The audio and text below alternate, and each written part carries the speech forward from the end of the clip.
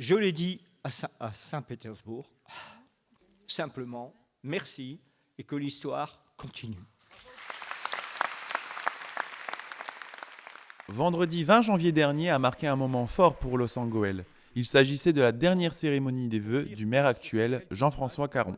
Cette cérémonie exceptionnelle, riche en émotions, présentée par Monique Zarabski, adjointe aux fêtes et cérémonies, a été ponctuée d'interventions festives, avec notamment la présence de l'harmonie La Concordia. 700 personnes ont répondu présentes à ce rendez-vous, avec notamment la venue de nombreuses personnalités du territoire et de la scène politique nationale. C'est une soirée évidemment très spéciale pour moi, vous vous en doutez, puisque ça fait 22 ans que je suis maire. 22 cérémonies des vœux, moins celle du Covid. Bon, c'était un peu compliqué. 22 années d'action, de rencontres, de défis.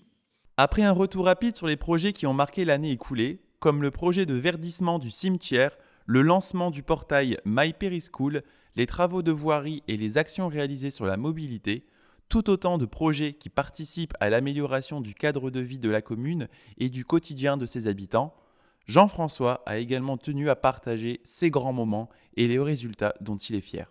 La force de l'os, c'est d'être devenu une communauté. Ça l'a toujours été, il y a toujours eu une alchimie à l'os, dans le siècle, il y a eu capacité d'entreprendre ensemble, mais à l'os, on se dit bonjour. D'ailleurs, ceux qui ne nous disent pas bonjour, on se retourne, on dit, il n'est pas de l'os, lui. On s'engage dans les associations. On a un bénévolat incroyable. Bien sûr, il n'y en a pas assez du bénévolat. Bien sûr, tous les présidents d'associations, il y en a plein, je les salue. La valeur de la communauté est plus importante que la valeur de l'argent. Et ça, c'est une ressource de l'os qui est extraordinaire. Alors, depuis la fermeture des puits de mine, sa priorité a toujours été de redonner aux habitants la capacité à retrouver prise et à relever la tête.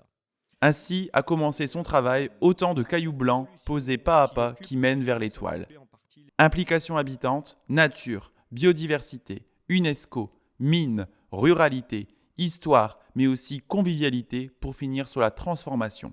Voici les jalons qui ont marqué son discours. Geoffrey Maton, premier adjoint au maire, a quant à lui présenté les projets 2023.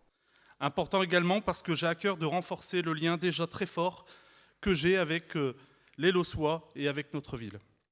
Il a également annoncé la mise en place d'un plan de sobriété énergétique pour faire face à la flambée des prix de l'énergie. Ainsi, nous avons d'ores et déjà identifié des pistes d'économie et envisageons notamment l'extinction rapidement de l'éclairage public de 23h à 5h du matin. Une baisse des températures dans les bâtiments publics de 1 degré va également être enclenchée. Pour les écoles, cette baisse sera expérimentée et suivie de très près afin de garantir aux enfants et aux enseignants des conditions de travail optimales. La même vigilance sera menée à la résidence autonomie. Et la poursuite des investissements pour l'optimisation de l'éclairage public et la rénovation des bâtiments publics. Cette cérémonie a donc été l'occasion pour Jean-François Caron d'adresser un au revoir officiel et rappeler qu'il passera la main à Geoffrey Maton, son premier adjoint, lors d'un conseil municipal exceptionnel qui aura lieu le dimanche 2 avril prochain. Je donnerai tout pour le bien de notre ville et de ses habitants que nous chérissons tant. Merci Jean-François, à demain pour que l'histoire de l'os continue.